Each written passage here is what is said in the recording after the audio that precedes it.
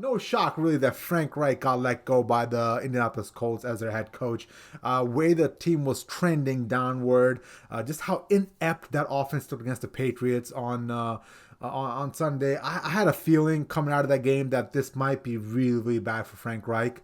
I don't know how much of his game you watched, Puma, but Sam Ellinger looked horrible. Like he looked like a lost dog out there, and I think they did a kid a disservice. But that game came and went, and the next day the shoe drops. Frank Reich gets fired, and we're all, okay, well, now the search begins for a new head coach. Little did we know that Jim Irsay decided to take his crazy pills and decided to hire Jeff Saturday. Yes, that Jeff Saturday, the former center of the Colts, current ESPN broadcaster, former head coach of a high school team that went 3-7, I believe, is now the interim head coach of the Indianapolis Colts. And the way this is setting up, when I first saw the news, I thought, Jim Irsay hired Jeff Saturday just to kind of keep the ship afloat, really, put the season to bed, basically tank the last few games, and next year they'll go ahead and find a new head coach. No, it's not that. It seems like Jeff Saturday might be there for the long haul, which is kind of shocking to me. Yeah, and Jay, we were talking offline, and me, you, and our boy Freddie. I mean, it wasn't even halftime of the Patriots game, and I messaged you guys and was like, prior to this game, I had Frank Reich possibly being out of a job by, at the end of the season, unless they ran the table in the AFC South and won that division with Ellinger or whoever else, Nick Foles at quarterback.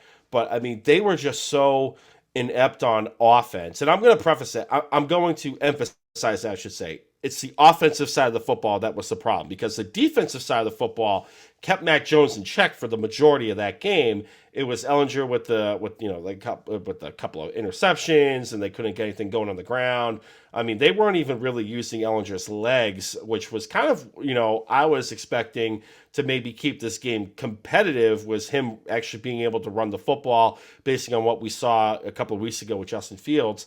And they were just so inept. But what kind of drove me nuts, and I'm going to disclose this for any of those that haven't noticed, I'm a big Frank Reich guy, so you can take whatever I'm saying with a grain of salt. If Frank Reich's going, Chris Ballard, the general manager of the Indianapolis Colts, needs to go, because they have done nothing at the quarterback position pretty much ever since Andrew Luck retired. They gave Brissett the contract extension, kind of on paper, just to solidify, like, hey, he's our guy to fill in the shoes right now as a bridge, and we're going to get the quarterback of the future. And then that quarterback of the future became Philip Rivers, and then that transformed into Carson Wentz, and they gave up a bunch of draft capital, and then that turned into the albatross known as Matt Ryan right now, with this guaranteed money still on the books. And somehow Chris Ballard is still going to have a job. Jim Irsay said that Ballard's job is intact. He's going to be the general manager moving forward. Granted, take that with a grain of salt, because he said last week that Frank Reich's job was not in jeopardy at all. But to get to the point about Jeff Saturday, I'm happy Jeff Saturday got a Well, job, actually, Jay. Puma, let's hold off on that for 1 second, because I do want to hit on that Chris Ballard point as well. Yeah, I think you're spot on, right, bro. Like, I think he's getting off scot free here, because it's not just Matt Ryan that's the issue. Like, I understand Matt Ryan is not who he used to be. He's not 2016 Matt Ryan with his arm and Julio Jones in MVP season. That's fine. But there's a lot on that offensive side that is, not that great either, right? The offensive line seems to have gone old very quickly. On top of that, the receivers, like, I mean, they haven't drafted or produced a good receiver in such a long time. They had a good running back in Jonathan Till, who's obviously going through some injuries right now, but it wasn't just an issue with Matt Ryan. There was a bigger issue on the offensive side where, Ballard and his moves didn't allow for the replenishment of that offensive line and those skill players. Yeah, I mean, this is the highest paid offensive line in the NFL right now, and it seems like everyone got paid and they started getting lackadaisical. But a big problem is the blind side, the left tackle, because once Castano retired, they did not fill that void. Like, that is where Ellinger has been getting killed. That is where Matt Ryan's been getting killed on this offensive line.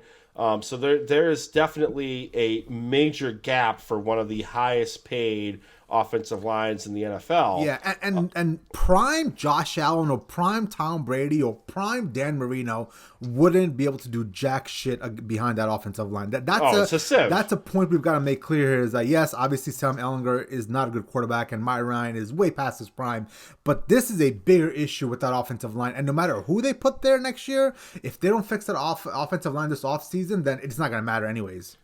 Jay, the offensive line for the Bears looked like a stout offensive line against the Patriots compared to what the Colts rolled out there, 96 hours ago. Well, Matt Judon basically got into the MVP race or Defensive Player of the Year race with Micah Parsons because of his performance against that offensive line the other day. What do you have, 5 sacks? It was 4 or 5 sacks. It was ridiculous. I stopped watching the third quarter because that game was over. As bad as the Patriots were, I was like, this is way better than what's happening on the other side of the football.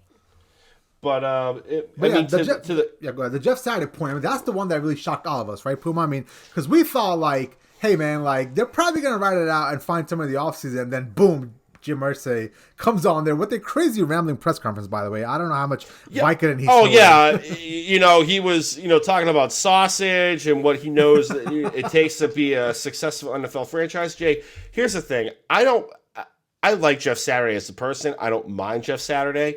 But what drives me nuts is you bring in Jeff Saturday, who has, like you mentioned at the top, he has no NFL experience. He's never called plays. His only coaching experience has been working with the high school football academy where he went 3-7. What makes him any different than, let's say, Reggie Wayne on the current coaching staff, who has never been a head coach in the NFL, or anyone else in that coaching staff that's been, cutting their teeth? I mean, Marcus Spears of ESPN brought up a great point of, Dan Campbell has worked for how long on a coaching staff before he finally got his first bite at the apple for the Detroit Lions. And you have Jim Irsay just dropping this guy out of nowhere to be a head coach. That has to drive people insane. Like the Raheem Morrises of the world, the Van Josephs of the world, who was the head coach of the Broncos last year? Vic Fangio. Vic Fangio's of the world. He was a defensive coordinator for damn near 30 years before he got his first bite of the apple. And Jeff Saturday's just dropped in there. If you're telling me Reggie Wayne couldn't have guaranteed the tank to get, the Bryce Youngs of the world for the quarterback next year, that is just asinine to me. Let's call it 100, Puma. We always do on this podcast. Yep. He's part of the Good Old Boys Network. Simple as that. This is true. Simple Talk as about that. it. Let's be real. Jeff Saturday and Jim Irsay probably go way back. I'm sure they break bread on the side. I'm sure they talk football. I'm sure that Jim Irsay probably feels comfortable voicing his opinions and what he wants out of his football team to Jeff Saturday. And I bet you because of that relationship they've had in the past, that is why, he got that job. Because on its merits, the coaching merits, Jeff Saturday shouldn't be a head coach in this league. He should be putting in 3-4 years. Look at Wes Welker right now. Wes Welker is going to go down as a Hall of Fame wide receiver, right? With everything he's done. And he has to, be a wide receiver coach in San Francisco last year, wide receiver coach down in Miami this year. He's putting his dudes in like so many other coordinators have. And this dude, just jumps the line. All those guys, I mean, we've got to call a spade. And this is simply and the question that I gotta ask you is, how did they get around the Rooney Rule? Is it because it's an interim hire, or is it because it's a mid-season hire? What's happening there? That is exactly it. The Rooney Rule does not apply to interim hirings for the season. So I'm going to call it 100 here because I'm a Patriots fan, but the NFL needs to step in and stop this BS, because this is not a second time this year that somebody or a team has skirted the Rooney Rule. The first time being my New England Patriots, where Bill Belichick essentially has no offensive coordinator on his staff, because he wanted to give the job to Joe Judge and Matt Patricia as assistants and whatever else you want to call it. Now, consultants, right? Yeah, consultants, senior analysts, whatever crap title they have for both those guys. But the main reason why he does that is because he doesn't have to go out there and have a hiring process. And in that hiring process, he would be forced to go through a Rooney Rule. And B, obviously, because the New York Giants and the Detroit Lions are cutting checks for both those guys, so that's part of it as well. But the NFL's got to figure out a way to nip this in the bud and not have teams cut the Rooney Rule.